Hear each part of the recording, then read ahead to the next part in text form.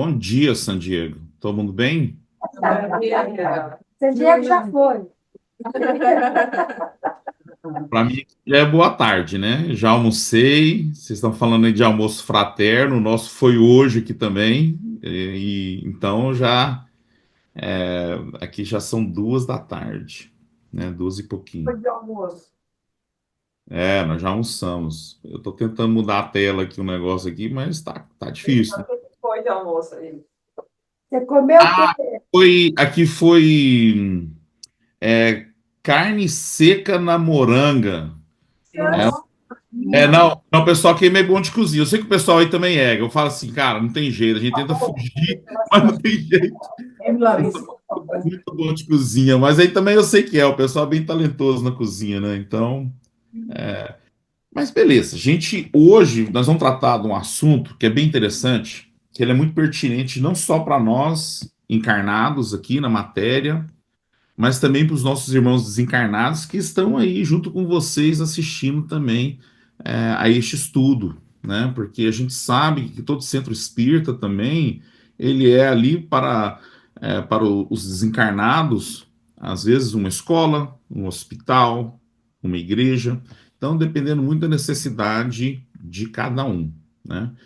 Então, hoje nós vamos falar sobre a prática da caridade como ação desobsessiva, né? Então, a gente ouve muito falar que as pessoas em centro espírita, a gente ouve muito falar que as pessoas chegam no centro espírita normalmente pelo amor ou pela dor, né?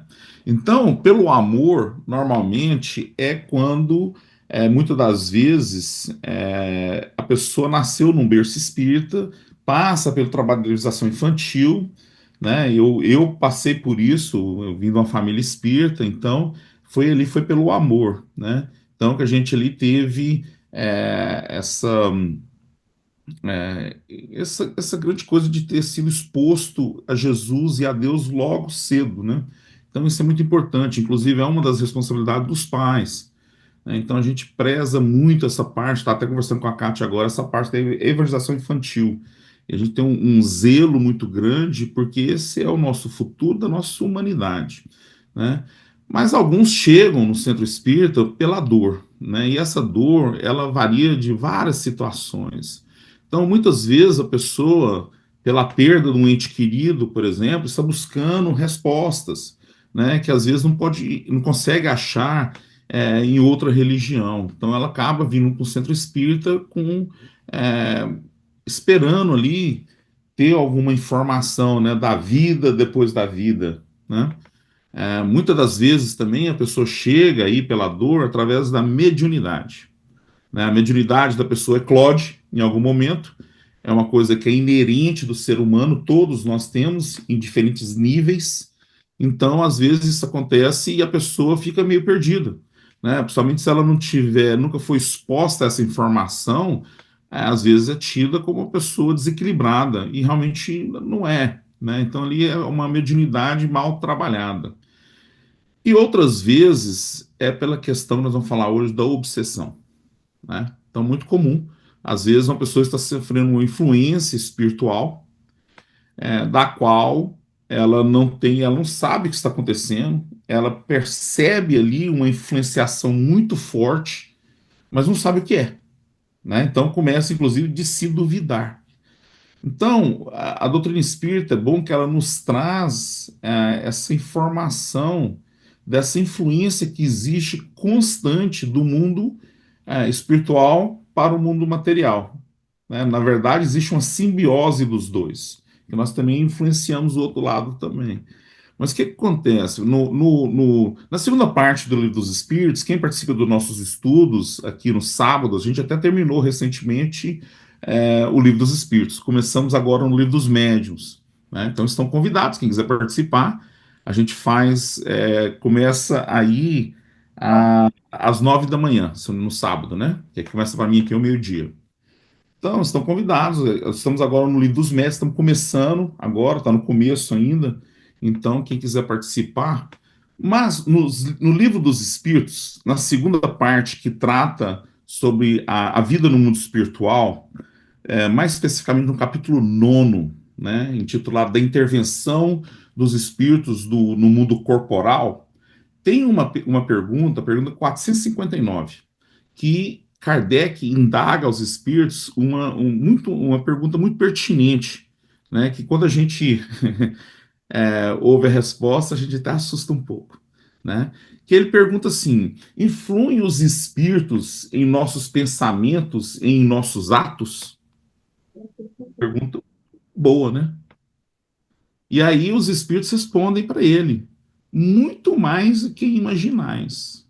Influem a tal ponto que, de ordinário, às vezes são eles que vos dirigem. Olha que resposta. Aí a pessoa fala: nossa senhora, e agora? Né, que você tem aquela imagem assim do desenho animado, né? Que onde tem lá o anjinho nos influenciando e ali, né, o diabinho também. Né? E realmente é para quem a gente vai dar ouvido. Né? Então, na verdade, a gente não tem que ter medo. O que acontece é que a gente tem que conhecer as regras do jogo. Né? Porque essas leis que existem são leis divinas, perenes, que estão aqui desde o princípio da formação do nosso orbe. Então, aí é uma questão da gente compreender como funciona as regras do jogo. E, tendo esse entendimento, fica mais fácil da gente manobrar, né, navegar nessas águas turvas. Então, a gente vê muito, por exemplo, você vê igual uma passagem que tem em João, a gente estava até falando isso no estudo ontem, essa passagem se encontra em João, no capítulo 8, versículo 32. E conhecereis a verdade vos libertará. Então, aí é uma questão da gente chegar a essa compreensão que existe sim uma intervenção do mundo espiritual, mas não tenhamos medo, porque a intervenção espiritual é muito mais ao nosso favor do que contra. Ah, como assim? Todos nós temos o nosso anjo guardião, nós temos os nossos amigos espirituais, nós temos os nossos mentores espirituais, nós temos pessoas que ficam ali, que estão aqui no nosso orbe, amando da providência divina, zelando por nós, fazendo o bem por fazer o bem.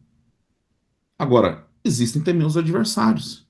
Por quê? É só a gente parar para pensar, se a gente, quando a gente chega à conclusão da lei da reencarnação, que estudamos também no mesmo, na segunda parte do livro dos Espíritos, a gente começa a ter uma compreensão melhor de como funciona essa questão da obsessão.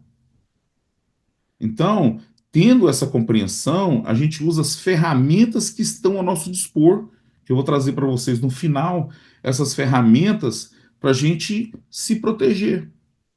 Porque se a gente tem um conhecimento de causa, de como funciona, fica mais fácil. A gente não tem que ter medo, a gente tem que saber as regras para como a gente vai navegar, né?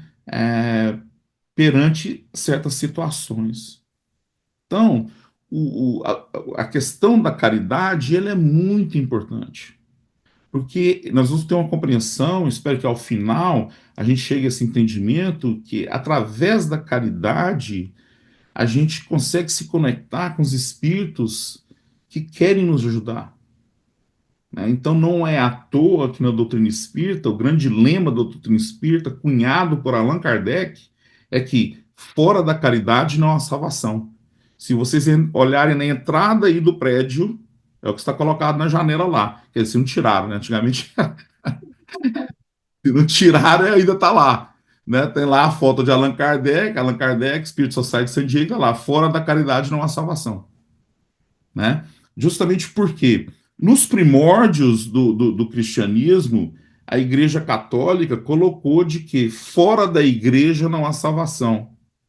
Mas será que é?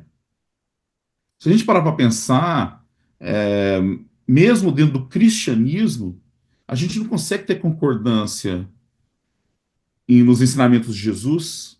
O que acontece com a alma, o espírito, depois que a gente desencarna? Para onde vamos?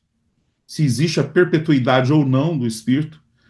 Então quer dizer que dentro da igreja a gente vê ali um entendimento, mesmo dentro do cristianismo, muito diferente. Porém, como o Espiritismo coloca, fora da caridade não há salvação, a caridade iguala a todos e nos une. Porque a caridade independe se a pessoa é espírita, se ela é católica, se ela é protestante, se ela é budista. A caridade é fazer o bem ao próximo. E isso aí é igual para todos. Então não foi por acaso que Kardec, com auxílio dos amigos espirituais, cunharam essa sentença, né? Que a gente adotou ela como lema da doutrina espírita. Então, vamos aqui dar continuidade. No capítulo 15, no item 10, ali tem um comentário trazido por Paulo de Tarso. Tá? Se você tiver uma oportunidade, dá uma lida lá, porque é interessante, porque, logicamente, né, vem de um espírito da alçada como Paulo, é muito interessante, né? E ali, Paulo de Tarso nos fala o seguinte: não basta uma virtude passiva, é preciso uma virtude ativa. Para fazer o bem, é preciso sempre a ação da vontade. Para fazer o mal, basta apenas não fazer nada e ficar indiferentes às coisas que ocorrem. Então, isso é muito interessante, essa questão que nos traz no Evangelho segundo o Espiritismo, que é justamente intitulado Fora da Caridade não há salvação, né, que é o capítulo 15. Então, você vê a importância da caridade que os espíritos têm, que dedicaram aí um capítulo todo sobre a caridade, né? E aí traz uma mensagem de Paulo que nos diz que devemos ser proativos, devemos auxiliar onde necessário. E acima de tudo, termos o que? A vontade. Porque você pode reparar, tudo que você vai passar aqui nos Estados Unidos ou no Brasil, qualquer tipo de tratamento, uma pessoa que está lidando com drogas, com alcoolismo, a primeira coisa para ela sair daquela situação tem que ter o quê? A vontade. Ela tem que ter a vontade de querer sair daquela situação. Na nossa evolução espiritual, não é diferente. A partir do momento que a gente decide, fazemos esse comprometimento com nós mesmos e com a providência divina, que estamos querendo nos melhorarmos, as coisas começam a funcionar mais facilmente, né? Porque eles colocam as coisas para nos ajudar. E o que nos falta, muitas vezes, é a vontade. Na terceira parte do Livro dos Espíritos, quando fala lá das leis morais, né, Kardec indaga aos espíritos se o homem poderia, pelos seus próprios esforços, vencer as suas más inclinações, as suas vicissitudes. E a resposta é interessante, porque os espíritos falam assim, sim. E frequentemente fazendo esforços muito insignificantes. Aquelas que né? O que lhe falta é a vontade. Você vê a importância da vontade. E a gente sabe disso.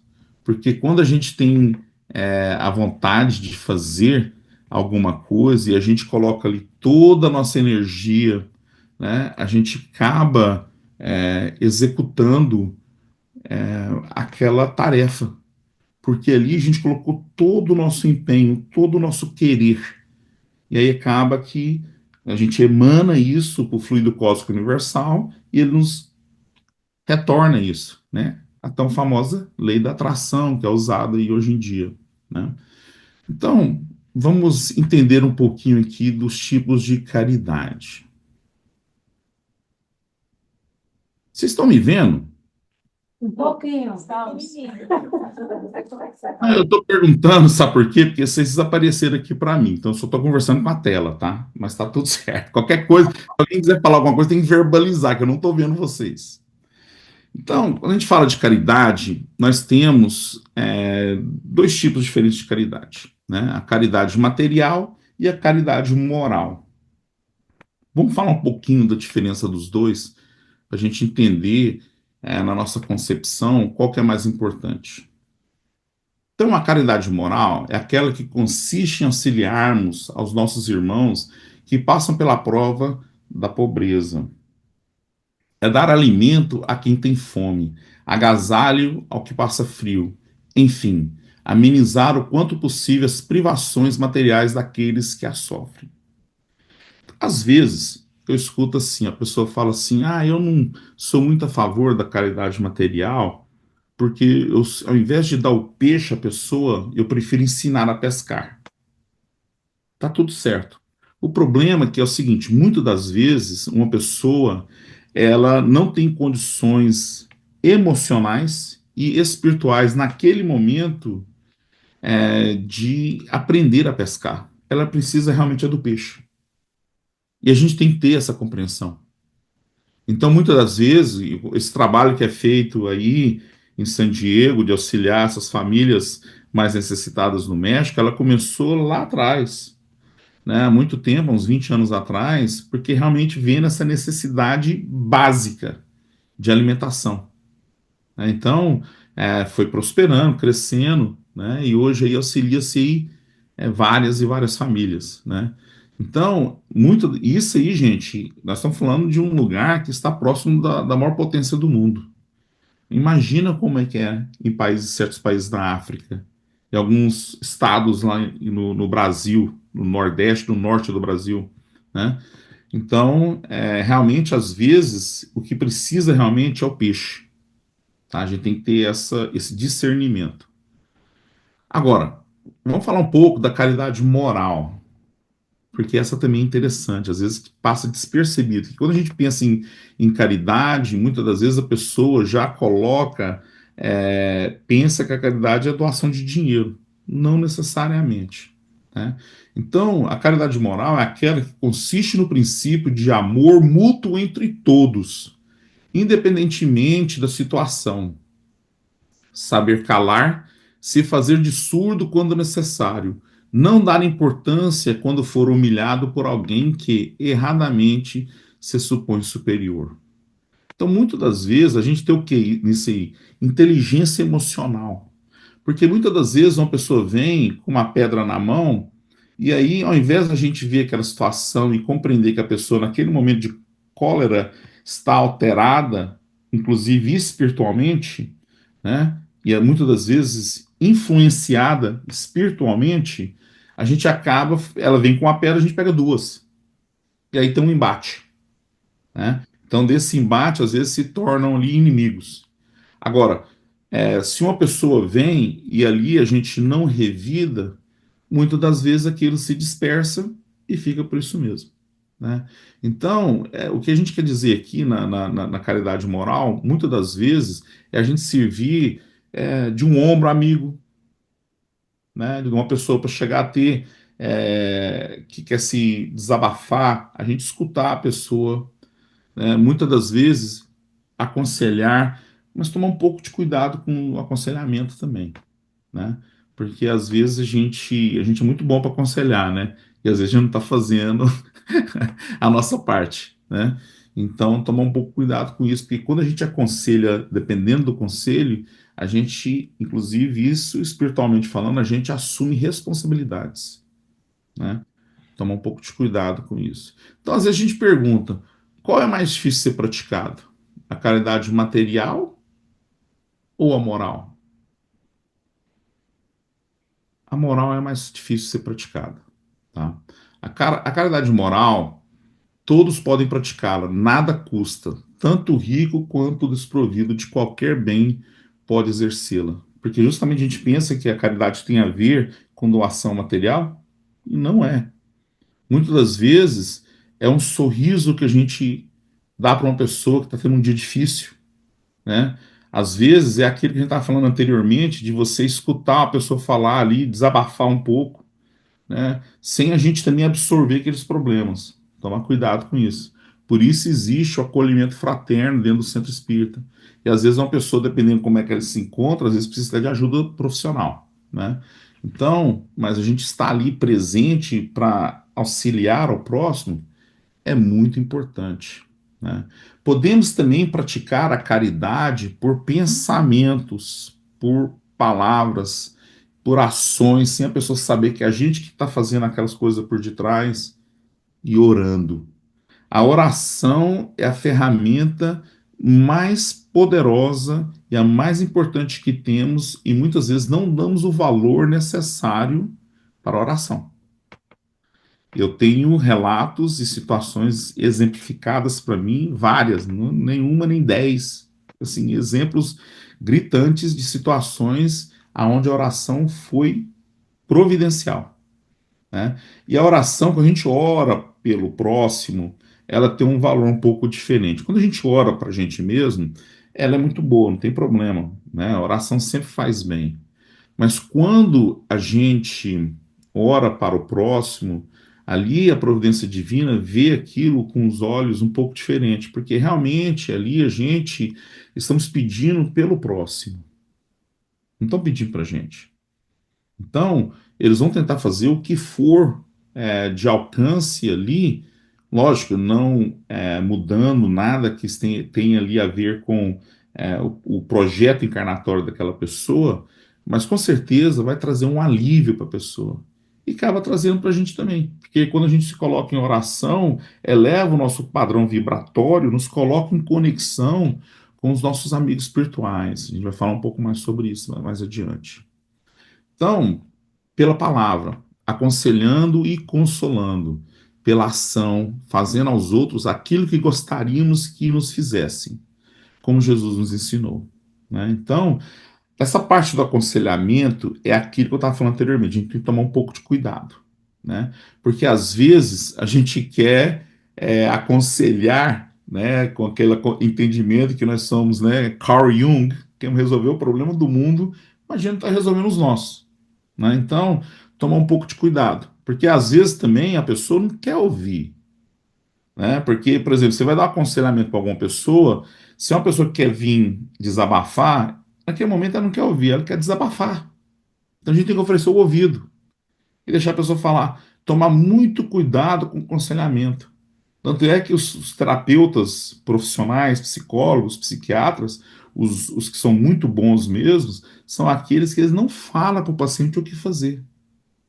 Ele vai levando numa viagem aonde a pessoa por si própria vai descobrir a solução, porque ninguém conhece melhor da solução dos nossos próprios problemas do que a gente mesmo.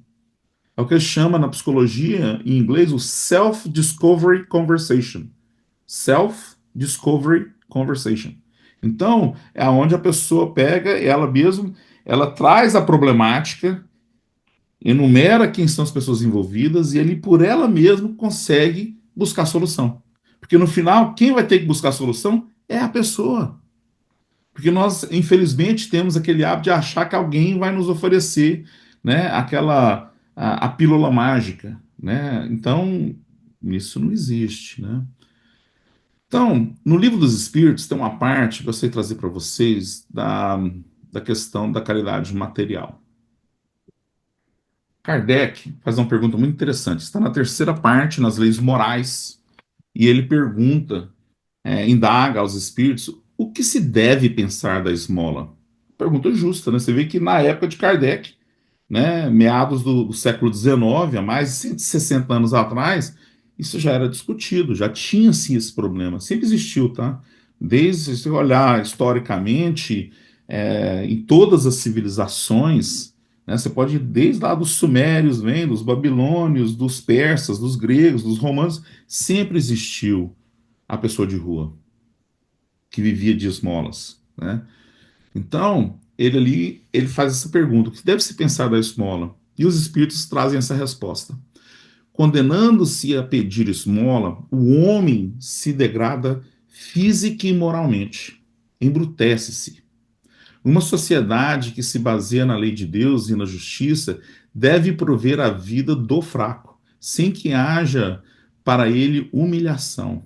Deve assegurar a existência dos que não podem trabalhar, sem lhes deixar a vida à mercê do acaso e da boa vontade de alguns. Como a gente falou anteriormente, para a pessoa chegar na situação de ir para a rua, inclusive essa situação que me emociona muito, porque quando a pessoa, as coisas tudo deu errado, e ela não tem outra opção a não ser ir morar na rua, é complicado. né? Porque tudo falhou. A sociedade falhou, a família falhou, os amigos falhou. Então imagina a frustração dessa pessoa. E o pior, eu já falei com vários espíritos em mesa mediúnica que desencarnaram e eram moradores de rua. Então, além de ter tido uma encarnação sofrida por passar fome, frio, né, uma situação bem adversa, violência, ainda sentiu um sentimento que é muito duro, que é aquele que ele, no relatando, falava que sentia uma pessoa invisível à sociedade, que ninguém os via. Então, nós, como sociedade, falhamos. E o que é pior, que hoje em dia, nós nunca tivemos um mundo e uma sociedade tão rica. Nós nunca produzimos tanta comida como produzimos hoje em dia. Nunca tivemos tanta tecnologia igual temos hoje em dia. Então, se a gente parar para pensar bem objetivamente, nós não deveríamos estar passando, termos pessoas na rua passando fome. Então, isso aí é uma falha nossa. E a gente vai ter que resolver essa situação. Por que, que a gente vai ter que resolver? Porque muitas das vezes a gente fala que estamos passando agora por um planeta de regeneração, né? Estamos lá no planeta de provas e expiações. Quando você vai lá no capítulo 3 do Evangelho segundo o Espiritismo, na casa do meu pai há várias moradas, eles dão lá os 5 diferentes tipos de mundos, né? Então, é, o mundo inferior, né? É, a gente está num de provas e expiações nessa transição de regeneração, né? E um mundo feliz e depois um mundo ditoso. Então, a gente está ali no começo, mas para passar para um planeta de regeneração, quando você está lendo as características de um planeta de regeneração, lá fala que num planeta de regeneração já não existem mais expiações. E muitas das vezes, salvo algumas exceções, a pessoa, essa falta de coisas materiais é uma expiação, né? Então, nós devemos nos melhorarmos como sociedade justamente para que o nosso planeta melhore, para que realmente alcancemos essa situação de um planeta mais evoluído. Porque é muito bonito a gente falar, a gente vai chegar como ser um planeta de regeneração, damos até datas. Eu não entendo isso, como é que a gente pode dar a data de uma coisa que depende da gente? Quem vai ter que chegar lá somos nós, não é a data. Ah, 2059, a partir de 2050. Tem isso aí rola no meio espírita. As pessoas falam. Mas a pessoa que realmente assim, não conhece a doutrina profundamente. Porque como é que a gente vai dar data na situação? Se depende de nós para que o planeta chegue lá, né? O que nos dá esperança também, estava falando mais cedo aí com a Kátia, é as crianças. Porque a gente vê o nível das crianças de hoje, você vê que já são espíritos de uma alçada um pouco mais elevada. Porque eles já têm uma compreensão, eles já se preocupam mais com o próximo, se preocupam mais com a natureza, né? Então, é uma outra situação, o que é muito bom, né? Então, nessa pergunta que vem logo depois, achei interessante trazer, que é essa a 88A, né? Então, ele ali, Kardec pergunta, dá-se-á reproveis a esmola? E Kardec perguntando, queria saber se o mundo espiritual reprova a esmola, né? Então, pergunta muito justa. E aí o Espírito nos traz, né, essa visão do mundo espiritual. Falou, não, o que merece reprovação não é a esmola, mas a maneira por que habitualmente é dada. O homem de bem, que compreende a caridade de acordo com Jesus, vai ao encontro do desgraçado, sem esperar que este lhe estenda a mão. A verdadeira caridade é sempre bondosa e benévola. Está tanto no ato como na maneira por que é praticado. Duplo valor tem um serviço prestado com delicadeza. Então a gente deve né, ter a delicadeza e a humildade quando a gente está, né, fazendo a caridade material e a moral. Porque às vezes a pessoa que nos procura para a caridade moral, ela se encontra naquele momento, naquela situação. Então a gente tem que tentar auxiliar da melhor maneira possível, né? Sem colocar a pessoa numa situação adversa, desnecessária, se sentir humilhada, né? Então, Kardec nos traz, na questão 886, uma pergunta muito interessante, né? Ele pergunta assim: qual o verdadeiro sentido da palavra caridade como entendia Jesus? O Livro dos Espíritos é um livro fenomenal. Então, ali tem bastante conhecimento, né? Então, o livro tem que ser estudado. Então, é mais fácil estudá-lo do que ler, porque ler é difícil a gente reter, né? Então, é mais fácil a gente estudar. Eu coloco isso porque tem algumas perguntas que muitas das vezes a resposta ela é bem simples, mas ela é de uma profundidade, de uma dimensão tremenda, né? Então, você pega. é, Essa é uma dessas perguntas, né? Então, a outra, que eu acho que é a primeira, número um, né? Ele pergunta o que é Deus? Ele não pergunta quem é Deus, o que é Deus? Aí ele fala a inteligência suprema do universo, causa primária de todas as coisas. Então, a resposta é simples. Inteligência suprema do universo. Não existe nada mais inteligente. É a causa primária de todas as coisas, o criador de tudo e de todos. Então, uma resposta simples, mas de uma profundidade tremenda. A outra, dentre tantas, é essa aqui, no meu ver. Então, ele fala como é que Jesus entendia a palavra caridade. Aí ele fala: benevolência para com todos, indulgência para as imperfeições dos outros, perdão das ofensas. Então, se nós somos benévolos, se formos indulgentes e se aprendemos a perdoar, certamente seremos mais felizes. Não é à toa que Jesus falou: bem-aventurados os brandos e pacíficos, pois herdarão a terra. Está lá nas bem-aventuranças, no Sermão do Monte, em Mateus, no capítulo 5, 6 e 7. Então, quem vai herdar a terra são os benévolos. Então, a gente tem que se abrandar, a gente tem que se pacificar. Isso vem com o tempo, né? Então, mas aquela a vontade de querer se melhorar é muito importante. Por isso a gente trouxe isso anteriormente. Você tem que criar primeiro o desejo e aí trabalhar para que isso aconteça, né? Então a gente vai entender que a caridade faz uma parte disso, é uma parte do quebra-cabeça muito importante.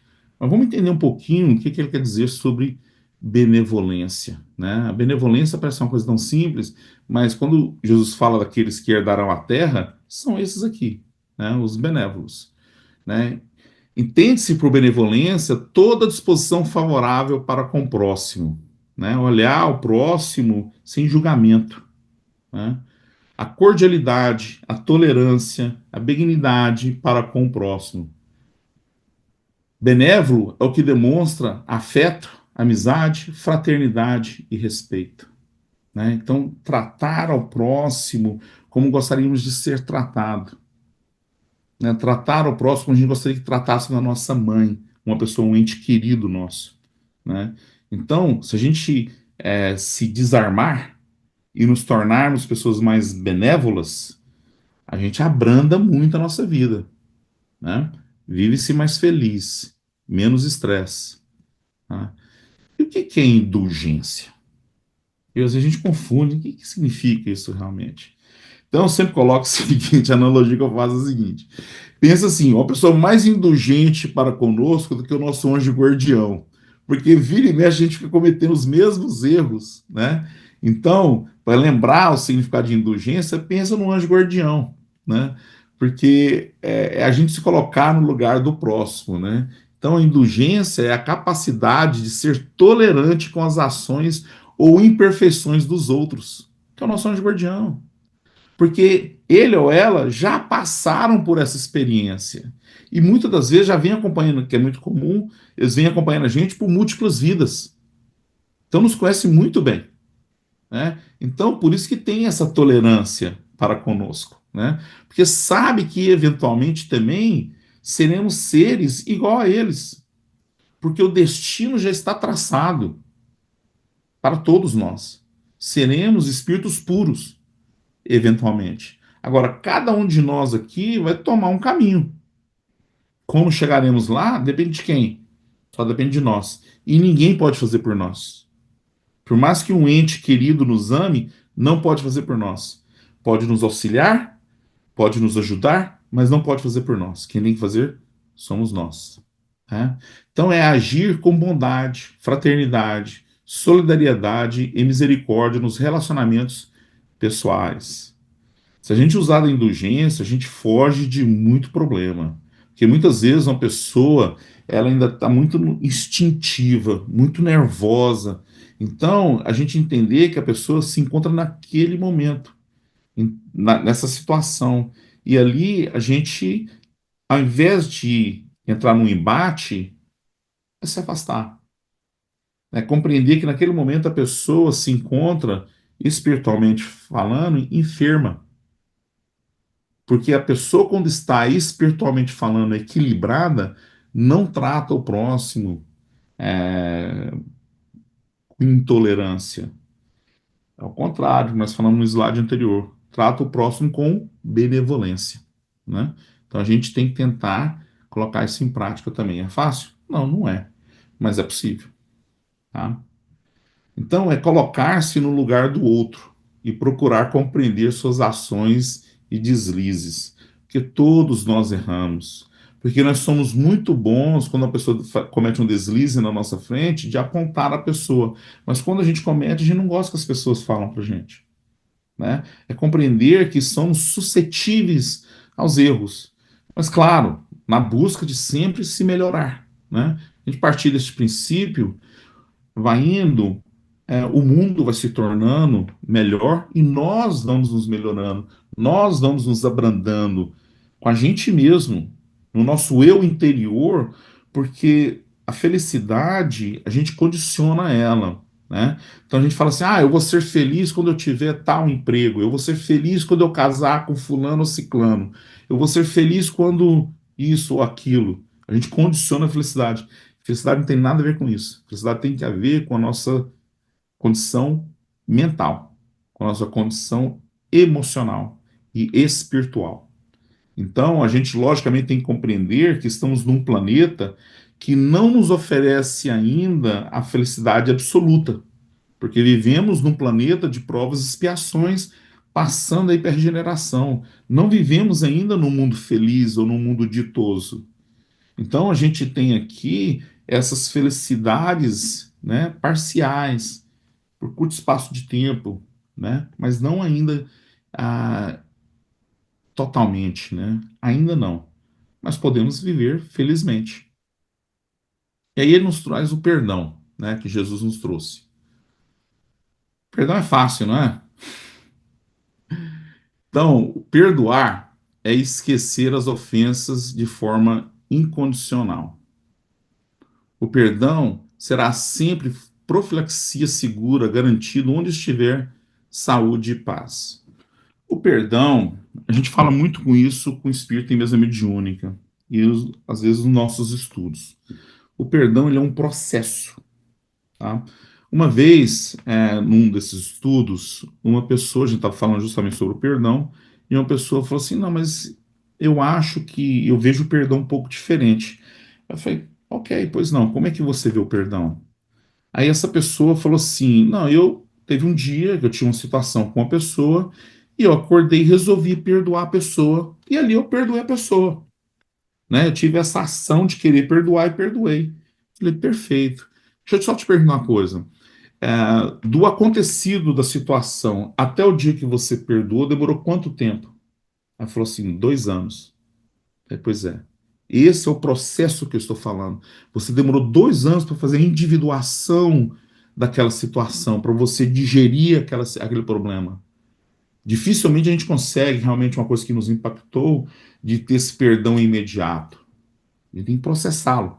Cada um processa numa velocidade diferente, né? Mas eventualmente o perdão é necessário. Por quê? Aí entra na questão que a gente está falando da obsessão. O perdão é necessário porque se você pegar os casos de obsessão, é onde as partes não se perdoaram. Em algum momento, um cometeu um delito para com o outro. E aí o outro, ao invés de entregar essa responsabilidade à providência divina para resolver essa situação da lei de causa e efeito, ele quer resolver pelas suas próprias mãos. Só que a gente nunca consegue cobrar esses delitos na mesma moeda. Então a gente acaba sendo, deixando de ser a vítima e se torna um algoz, porque a gente vai cobrar numa moeda mais alta. E aí se torna, vira aquela simbiose de um com o outro. Já conversei com vários espíritos em mesa mediúnica que às vezes estão nessa simbiose tão grande de múltiplas vidas. Três, quatro vidas. Um tá desencarnado e o outro encarnado. O desencarnado obsediando o encarnado. Depois esse desencarnado reencarna. O que estava encarnado desencarna. Aí ele passa a obsediar o outro. E aí fica aquela simbiose doente. Um tem que perdoar o outro. Porque tem uma algema fluídica que os prende. Né? Porque você para pensar, você tem um planeta com uma população de 8 bilhões de pessoas, aí você fala assim, cara, como é que acha que se ele vem em uma forma diferente, às vezes vem homem, era mulher, vem homem, né? Uma imagem diferente, como é que acha? É porque existe essa conexão, esse magnetismo fluídico entre eles que precisa ser acertado. É a lei de causa e efeito. Você entende muito sobre isso também se estudar na Gênesis, no capítulo 14, quando fala sobre fluidos. Então, é aquilo que eu estava falando anteriormente. Conhecereis a verdade vos libertará. Entender as regras do jogo. Né? Então, o perdão é de suma importância para a gente se livrar das obsessões. Vamos falar um pouquinho mais sobre isso agora. Tá? Então, nós falamos sobre a benevolência, sobre a indulgência e o perdão. Isso é de suma importância. Né?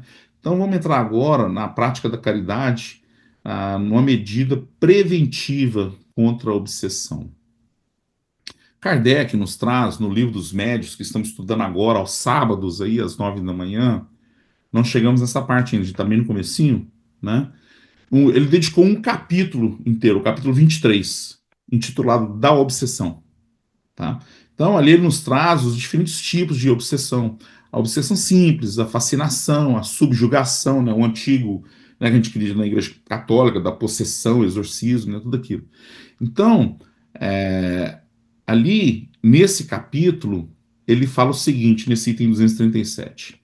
Entre os escolhos que apresenta a prática do espiritismo, cumpre-se colocar na primeira linha, olha a importância que dá, a obsessão, isto é, o domínio que alguns espíritos logram adquirir sobre certas pessoas.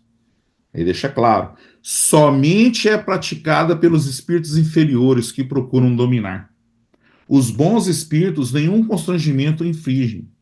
Aconselham, combatem a influência dos maus e, se não os ouvem, retiram-se. Então, por definição, quando estamos passando por uma obsessão, está vindo de um espírito que não é um espírito superior, que não é um espírito evoluído, é um espírito ainda inferior.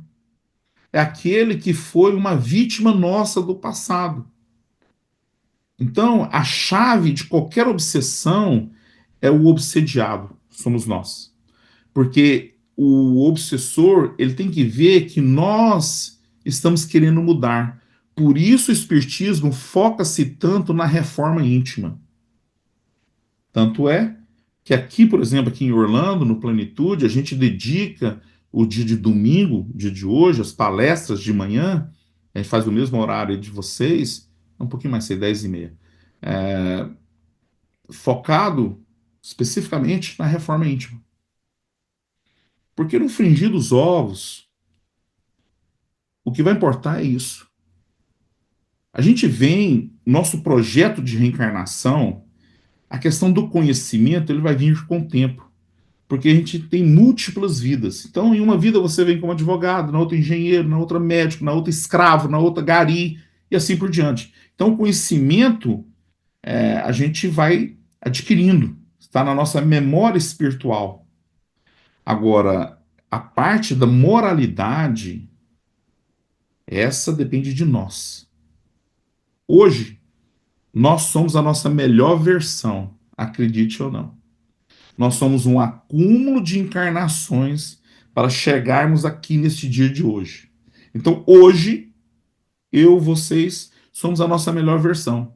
Não pense que depois que desencarnar, vai voltar para o mundo espiritual e você vai se tornar uma pessoa diferente. Não muda. Para aqueles que têm já um nível espiritual mais elevado, consegue lembrar de coisas da outra vida. Então vem mais o quê? Mais conhecimento. Mas com relação à moralidade não muda. Eu te falo isso trabalhando em mesa mediúnica há mais ou menos uns 20 anos. Então a moralidade não muda.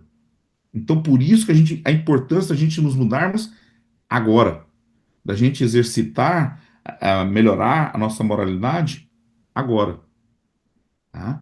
Isso tem que ficar bem claro para gente. Então, a obsessão, para se instalar, depende da sintonia do perseguido e do perseguidor. É dessa comunhão de pensamentos que se deve afastar. Então, para se estabelecer a obsessão, tem que ter essa conexão fluídica, aonde o obsediado, né, e essa obsessão, ela pode acontecer de encarnado para encarnado, né, de encarnado para desencarnado, mas comumente acontece mais de desencarnado para encarnado, tá? Então tem que ter uma simbiose, uma conexão entre eles, normalmente de situações que aconteceram em vidas passadas. Então, a chave de toda obsessão, como eu falei anteriormente, é o obsediado, somos nós. Porque nós temos que nos mudarmos para mostrar para o obsessor que a gente não é mais aquele algoz do passado, que lá atrás nós erramos e que agora estamos tentando nos melhorar. Tem que lembrar também que todo ser, incluindo esse obsessor, também tem seu anjo guardião, tem seus amigos espirituais que querem auxiliá-lo. Aí eles lá, fazendo a parte deles, falam assim: ó, tá vendo? Fulano ou ciclano tá tentando se melhorar, já não é mais aquele ser do passado. E você ainda tá preso a essa situação. É aonde ali a algema se quebra. E aí quebrou a algema, aí cada um segue o seu curso. Às vezes precisam se reencarnar mais uma vez, mas não necessariamente. Tudo depende da situação, né? E isso aí fica bem claro, bem explicado para a gente no livro dos Espíritos. Então, a obsessão, para tanto, somente a elevação dos sentimentos e dos pensamentos criará a devida proteção contra as investidas dos obsessores. Aí a questão da caridade. Neste contexto, surge a prática do bem pela vivência da caridade, que se constitui na mais eficaz ação preventiva das obsessões. Por quê? Como a gente falou ali, que é uma questão de sintonia vibracional, quando a gente começa a fazer a caridade, a gente se conecta com nossos irmãos espirituais mais elevados. São os mentores da casa espírita, é o nosso anjo guardião, os nossos mentores espirituais. Então, o obsessor se encontra numa diferente vibração e não consegue nos afetar. Por isso a importância da caridade. E aí entra aquele outro fator que eu falei, porque aí ele começa a perceber que a gente está mudando. Aí fica mais fácil de perdoar, porque às vezes a gente não consegue perdoá-lo porque a gente não sabe, a gente tem o véu do esquecimento aqui nessa encarnação. Mas o espírito desencarnado não. Ele lembra exatamente o que nós fizemos contra ele ou ela numa vida anterior. Então, ele só vai nos perdoar se realmente perceber que nós não somos mais aquele algoz do passado. Viu a importância? A chave aqui somos nós. Por isso que o Espiritismo prega-se tanto a tal famosa reforma íntima, né? Justamente por causa disso. Então, a prática da caridade como medida preventiva da obsessão, né? A gente fazendo a caridade, a gente se desconecta desses tipos de entidade que querem nos fazer mal, né? Então, devemos nos filiar a uma atividade que exercite a prática da caridade, buscando aquela com a qual guardamos maior afinidade. Nós vivemos num país aqui nos Estados Unidos que não falta lugar para você se voluntariar. Então a pessoa fala, não sei o que fazer. Não, não, não. Então não está procurando. Porque aqui, para quem está aqui mais tempo, sabe disso. Tá? Por exemplo, aqui faz parte, no high school, por exemplo, para você chegar no final do high school, para você ficar mais atrativo para as faculdades, você tem que ter um número X de horas de voluntariado. Eu lembro, minha filha, quando terminou o high school, ela tinha que ter 120 horas de voluntariado. Quer dizer, hoje em dia eu não sei quanto que é, mas não é muito diferente disso, não. Um pouco mais, um pouco menos. Né? Então, aqui a gente tem no Centro Espírita situações onde podemos nos voluntariar, podemos auxiliar. Né? Tem aí onde vai ajudar a Feeding the Homeless, né? Para as pessoas mais necessitadas, que fazem um trabalho muito legal, com um trabalho conectado a uma igreja católica. Porque o bem é o bem, gente. Não tem o bem espírita, o bem católico, o bem protestante. Não, o bem é o bem. É ajudar o próximo, a caridade que eu estou falando.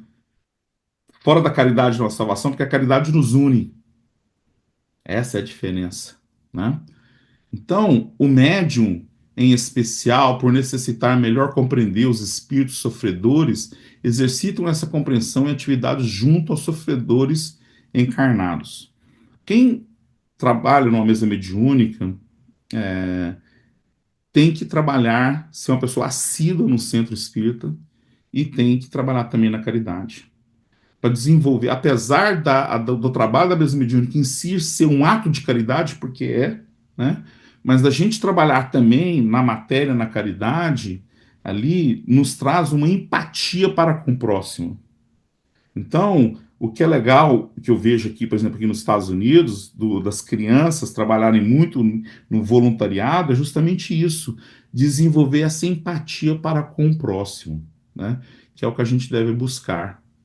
Então, a gente deve ir ao encontro dos que sofrem, para amenizar a dor das provações, às vezes muito dolorosas. É o dever moral de cada adepto do cristianismo. Foi o que Jesus nos ensinou. Quando ele lá nos fala, né, que quando você me agasalhou, quando você me deu o que comer, né, então era a mesma coisa que você estivesse fazendo, fez para com o próximo, estivesse fazendo para com ele. Então, a gente deve buscar auxiliar aonde existe a necessidade. Se temos condições financeiras de ajudar materialmente, ajudemos materialmente. Se não temos essa condição, ajudemos doando o nosso tempo. Todo mundo pode colaborar, de uma maneira ou de outra. Tá? Para finalizarmos, eu gostaria de trazer para vocês uma terapia espírita, que são um conjunto de ferramentas que está à nossa disposição. Se a gente colocar essas ferramentas em prática no nosso dia a dia, a gente consegue adquirir uma proteção espiritual muito grande. É aquilo que eu estava falando com vocês no começo, que nós começamos a falar aqui o estudo. É compreender as regras do nosso orbe e do universo. É entender essas regras para a gente poder navegar por elas um pouco melhor. Então, usemos a oração diariamente, a nossa maior ferramenta que temos à nossa disposição, porque a oração nos coloca na vibração do nosso anjo guardião, dos nossos amigos espirituais, aqueles seres que genuinamente querem nos ajudar. Né? A reflexão, refletir um pouco, né, dos nossos atos, né? A vigília aos nossos pensamentos. Não é a gente se tornar o nosso, sem martírio, né? Não é se tornar o nosso pior algoz. É o que Santo Agostinho nos ensinou na questão no Livro dos Espíritos, da 919 e a 919A. Né? Que a gente fazer uma reflexão nossa diária, buscando o nosso auto-melhoramento. Então a gente tem que fazer essa reflexão de tempos em tempos. Né? Então Santo Agostinho fazia isso diariamente. A gente não precisa fazer diariamente, mas de tempos em tempos é bom a gente dar uma olhada no nosso eu interior para ver se a gente, onde nós estamos, o que precisamos fazer para melhorar.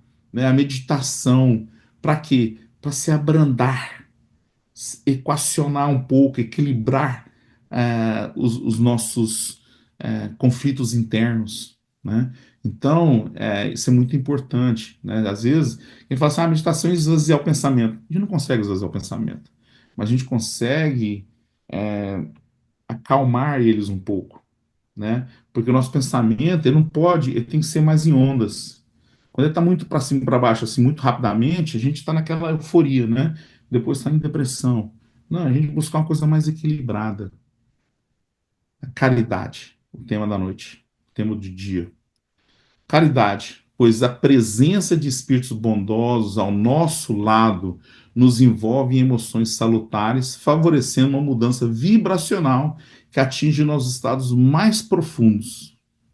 Quando estamos no trabalho da caridade, como é feito aí agora, daqui uns dias, indo lá para o México, você tem um sentimento muito benéfico, porque eu vou te falar uma coisa que acontece muitas das vezes, que a pessoa não tem essa compreensão.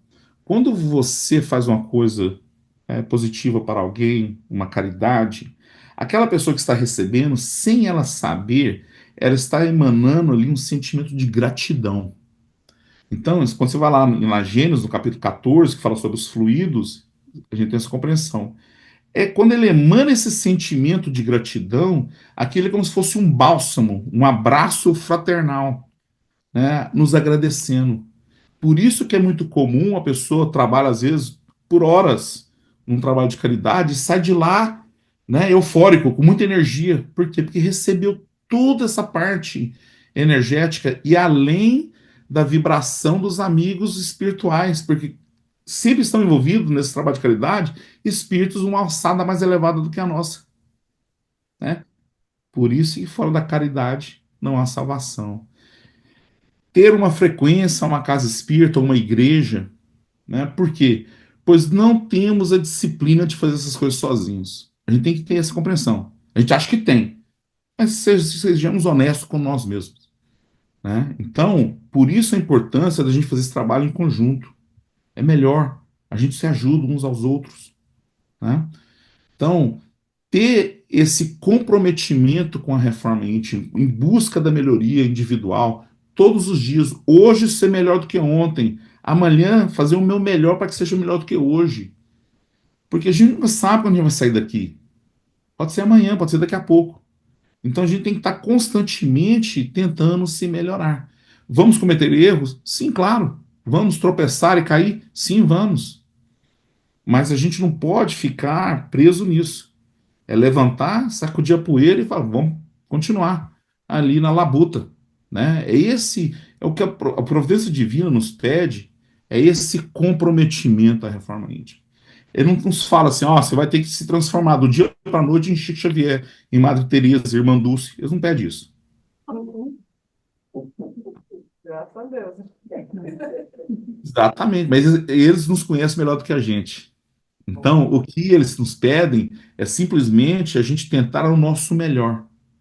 Eles sabem das nossas dificuldades, né?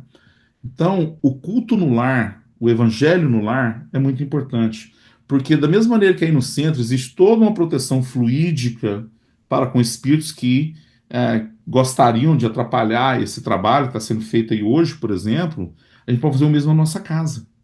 Então, quando a gente começa a fazer o evangelho no lar, regularmente na nossa casa, aqueles espíritos que já moravam ali antes da gente, que a gente pensa que quem mora lá somos nós, não somos. Na verdade, os espíritos já estão ali muito antes da gente, né? Então, aqueles que não têm nenhum vínculo kármico com a gente, normalmente vão embora. São encaminhados e vão embora, tá? Aqueles que têm um vínculo kármico com a gente já começam a ser evangelizados juntos ali quando estamos praticando o evangelho no lar. Já começa a ter a percepção que nós estamos mudando, buscando a reforma íntima, né? Onde ele vai nos perdoar eventualmente, né? Os passes, muito importante no centro, né? Porque nos traz ali o equilíbrio, alinhando os nossos chakras, o nosso perispírito, para nos trazer o equilíbrio espiritual, emocional e orgânico, né? E a fé, acreditar que no final vai dar certo, que seremos exitosos nessa encarnação e trabalharmos para tal.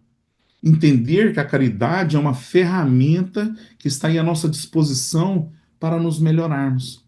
e nos conectando a este trabalho, nos desconectamos dos adversários do passado. E aí eles vão ver que hoje somos um ser regenerado, somos melhores do que éramos. É assim que as coisas funcionam. É isso, gente. Essa é a mensagem que eu tinha para vocês no dia de hoje. Não sei se tem tempo. Se quiserem fazer qualquer pergunta, a gente está também aí aberto para isso. Obrigada, Bárbara.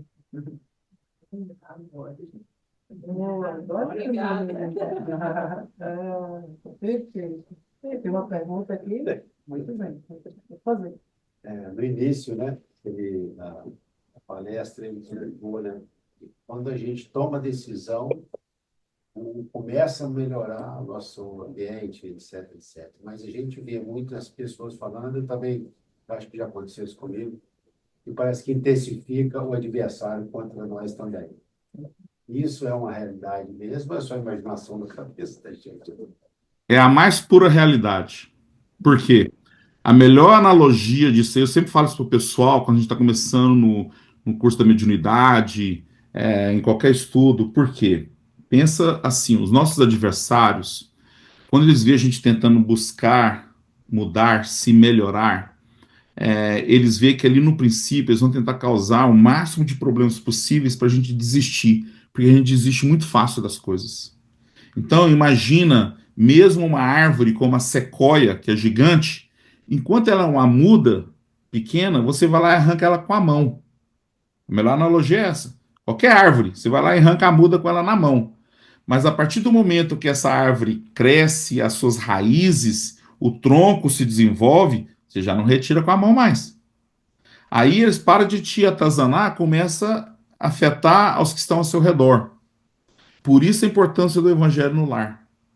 Por isso a importância do conhecimento para a gente passar isso para as pessoas ao nosso redor, né? E aí com o tempo também aí eles param.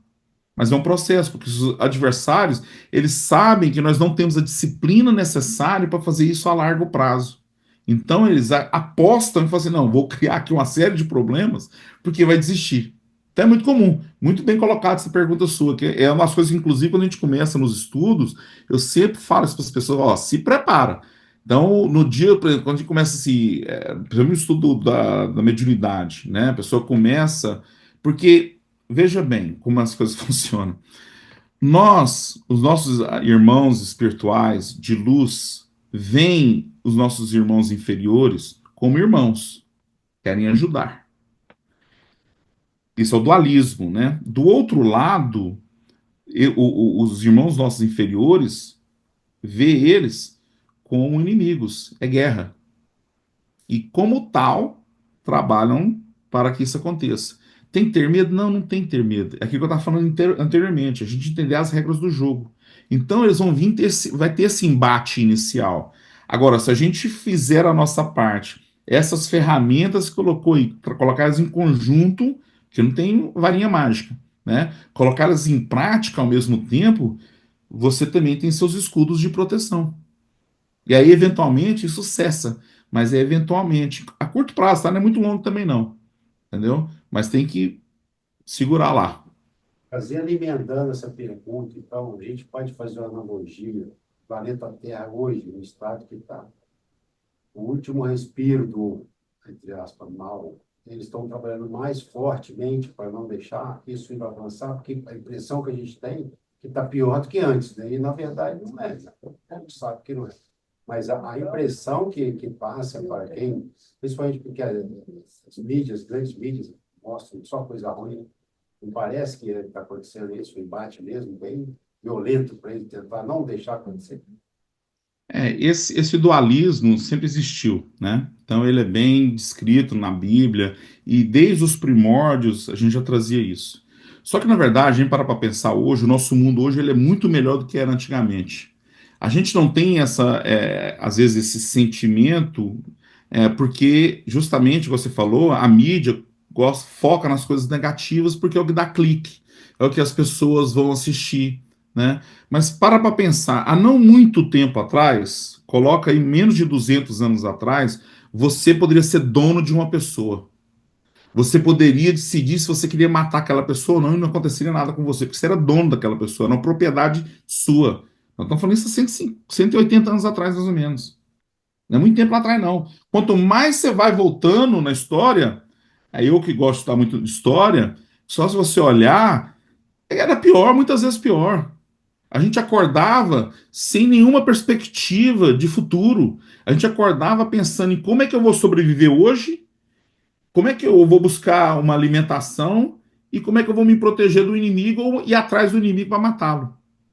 A Era informação hoje é muito rápida, né? Com a tecnologia, a internet, a informação, ela é muito abrangente, né? assim. Aí a gente fala assim, o que às vezes não deixa meio assim é porque a gente ainda vê muitas coisas ruins, né? Então a gente fala assim, mas como é que pode isso? Para pensar uma coisa. No final da Segunda Guerra Mundial, em 1945, a população da Terra era em torno de 2,5 bilhões de pessoas, tá? Então, para pensar, desde os primórdios, vamos colocar lá, dos capelinos, começaram a chegar aqui a 10 mil anos antes de Cristo, né? Até 1945, então coloca aí 12, para arredondar, 12 mil anos de existência, nossa, catalogadas aí, nós chegamos em 2,5 bilhões de pessoas. Aí a gente sai de 2045 até hoje para 8, triplicamos. Aí você fala, por que que isso está acontecendo? Ah, aí você vai lá no livro do Divaldo, Transição Planetária, de Manuel Filomeno de Miranda, nos traz que desde os anos 70 começou a encarnar aqui espíritos de uma alçada mais elevada, vindo da estrela de Alcione, para nos ajudar a levantar o nível espiritual do planeta. Porém, antes de ter esse êxodo de alguns espíritos que vão sair daqui, como saiu nos Exilados da Capela, né, ali é bem no livro Caminho da Luz, Exilados da Capela, descreve isso muito bom, muito bem. Né? Então tem que ser dado mais uma oportunidade. Por isso que a gente triplicou, mais que triplicou a nossa população. Então os umbrais da vida hoje estão bem vazios. Mais que a gente imagina. Por isso que tanta comoção, que você vê uma disparidade hoje na nossa sociedade muito grande. Pessoas fazendo muitas coisas boas, um Chico Xavier, um Divaldo Franco, uma Madre Teresa, Irmã Dulce, e você vê um pessoal casca grossa, né? Casca grossa mesmo. Por isso essa disparidade. Mas a gente entender aonde a gente se encontra na equação. A gente está nesse momento de transição. Não somos ainda um planeta de regeneração, como tinha falado, mas também não somos mais um planeta de provas e expiações. A gente está nesse limiar aí, nessa transição. Então a gente tem que fazer o quê? Fazer a nossa parte. Qual que é a nossa parte? É ajudar a providência divina a levar o padrão vibratório do planeta, fazendo o bem, fazendo a caridade, ajudar os mais necessitados. E aí a gente coletivamente melhora como sociedade. É assim que funciona. Então a gente ter essa perspectiva mais clara de onde a gente se encontra. Nós não somos, porque muitas vezes o que nos indigna é aquela situação, assim, uma situação tão complicada, diversa, você fala, meu Deus do céu, cara, será que tem salvação? Não, claro que tem. Era muito pior. Hoje, na verdade, a gente vê as coisas melhorando, né? E vão melhorar ainda mais. Para pensar hoje nos nossos, como vai ser quando os nossos netos estiverem comandando este planeta. Sair toda esse pessoal que tem hoje, os nossos líderes mundiais, que vamos e convenhamos, são fracos, espiritualmente falando, moralmente falando. Então, mas não pense que esse pessoal vai durar para sempre, porque não dura. Nós não duramos. Então, a gente entender que é o seguinte: tenha fé, aquela última ferramenta daquela lista, porque é o seguinte: aqui nunca esteve desprovido de auxílio divino, nunca na história do nosso planeta.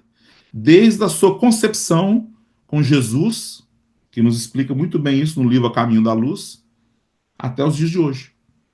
Então, façamos a nossa parte. Deixemos de reclamar e fazemos onde posso ajudar. Como posso ajudar? E aí, gente, o tempo passa mais rápido. Porque a gente ficar confabulando nas coisas não vai resolver nada. Essa que é a realidade. Mas eu entendo a sua percepção. É isso aí mesmo. É normal, tá? É natural esse embate e esse momento que estamos vivendo do dualismo, mas nunca estivemos desprovidos de ajuda. Nunca. E a gente chegar à conclusão que Deus nos ama e Jesus também. E a maior prova de amor que Deus tem para conosco é a lei da reencarnação. Nos dá uma oportunidade atrás da outra para chegarmos a uma compreensão melhor da providência divina. Tenha fé e trabalhe para tal. Então vamos elevar os nossos pensamentos. Vamos primeiramente agradecer a Deus, nosso Criador. Agradecer a Ele pela oportunidade de mais uma vida, de mais uma oportunidade de angariarmos mais conhecimento em busca da nossa melhora moral. Agradecemos a tudo que Deus faz para conosco, mesmo quando não temos ciência e consciência que nada acontece sem a sua autorização. Agradecemos ao nosso mestre amado Jesus, nosso irmão maior, nosso exemplo e guia, que deixou aqui na terra as suas pegadas nas areias para que possamos segui-las através dos seus ensinamentos da lei do amor, para que possamos, através desses ensinamentos, ter uma compreensão melhor das leis que regem o nosso universo, para que possamos ser colaboradores ativos no melhoramento do nosso planeta. Agradecemos aos nossos amigos espirituais, nosso anjo guardião, nossa família espiritual, que ficam muito felizes quando nos colocamos para buscarmos mais conhecimentos espirituais, porque eles sabem que no fundo, isso é o que vai mais nos auxiliar. E neste momento, preparando para o passe, rogamos ao nosso Mestre Jesus que jorre no recinto do nosso centro espírita tão abençoado em San Diego as suas dádivas do amor, da compreensão, do perdão, do auto-perdão, para que nossos amigos espirituais, junto com os médiuns passistas, possam manipular esses fluidos para que cada um que adentra aquela sala possa buscar o seu equilíbrio espiritual, emocional e orgânico. E assim, agradecemos mais uma vez a presença de todos os irmãos, encarnados e desencarnados, que compareceram no dia de hoje e damos por encerrado nossos estudos. Em nome de Jesus, que assim seja.